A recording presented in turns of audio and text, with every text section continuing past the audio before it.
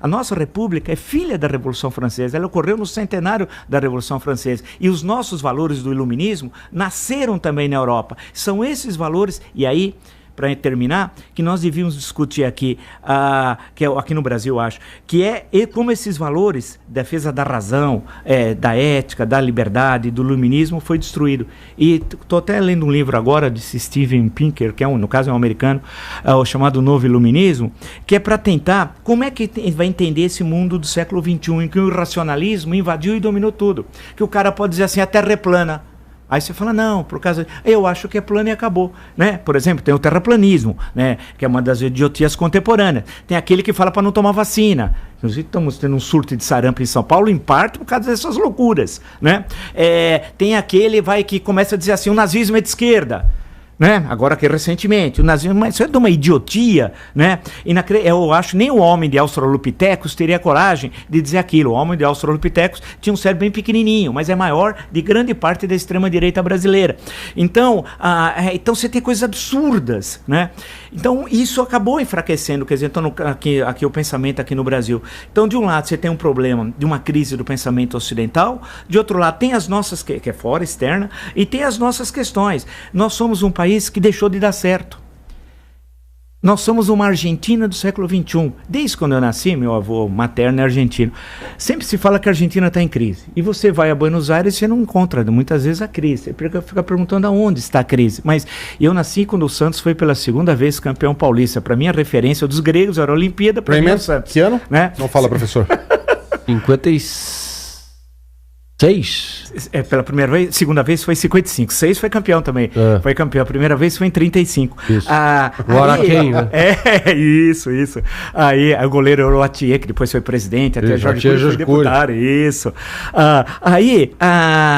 O que eu percebo é que falavam sempre da Argentina em crise.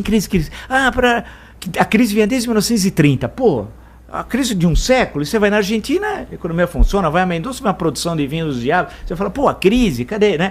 Claro que na época do Kirchner, a Argentina cresceu para diabo, na época do Néstor, especialmente. Então, e outros momentos da história da Argentina. Eu estou dizendo isso que nós estamos vivendo um fenômeno seguinte, e isso é uma coisa que eu estou pensando, que tem de escrever. Nós fracassamos.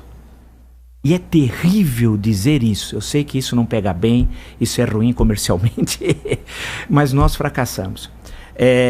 Nós fomos um grande país durante 50 anos, até 1980, 1930 mais ou menos.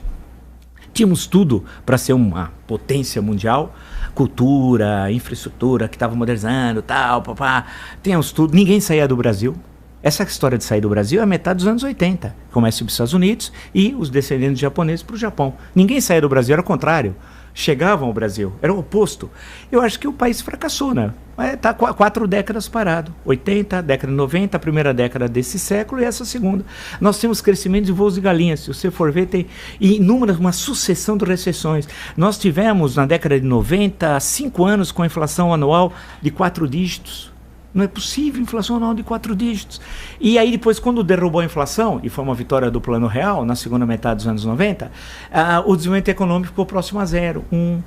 Tanto que o Afonso Celso Pastore tem um relatório da sua consultoria, que é muito interessante. Ele, que foi presidente do Banco Central durante uma parte do governo Figueiredo, um economista de muito respeito, disse ele, em certo momento, se nós continuarmos nesse crescimento muito próximo a 1, 1,5. O crescimento demográfico é muito baixo do Brasil. Não tem essa história que o Brasil é pobre porque tem muita ginásio. Ao contrário, quando eu estava no ginásio, que nem existe mais, o Brasil crescia 3,2% o crescimento da população. Hoje é 0,8%, que é baixíssimo. Ele disse o seguinte na questão econômica: se o Brasil continuar nesse ritmo, nós vamos dobrar a renda per capita em 233 anos, ou seja, mais de 2 séculos para dobrar a renda per capita. Isso é absurdo. E quando a gente dobrar a renda per capita, a gente vai chegar a 1/3 do que é a renda per capita da Alemanha hoje.